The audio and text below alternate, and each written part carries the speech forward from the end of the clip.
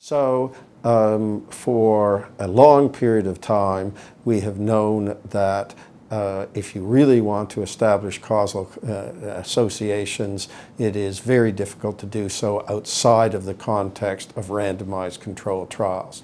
In other words, studies like the one that I've just described are what we call observational studies, where the exposure, in this case coffee consumption, is a choice of individuals. And the problem with any such studies is that it may not be the coffee drinking that is truly responsible for the lower mortality, but things associated with coffee consumption or not coffee consumption. So to give examples of situations in the past where observational studies have shown positive associations that have not been confirmed in situations where we were then able to do randomized trials.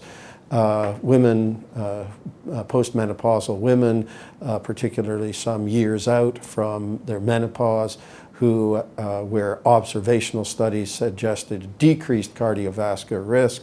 It turned out that it is likely from the randomized trials that they increased, the most postmenopausal hormone replacement increases cardiovascular risk. The reason was that women who take the hormone replacement therapy tended to be higher socioeconomic status and have other health behaviors and perhaps other personality traits that were associated with a lower mortality. It wasn't the hormone replacement therapy at all. A similar thing has been associated with antioxidant vitamins, which have been in observational studies. People who took antioxidant vitamins seem to have health benefits in terms of cancer and cardiovascular disease. When tested in randomized trials, there are no such health benefits. And indeed, for beta carotene and vitamin E, there's a suggestion of health harms and perhaps increased mortality associated with taking these antioxidant vitamins.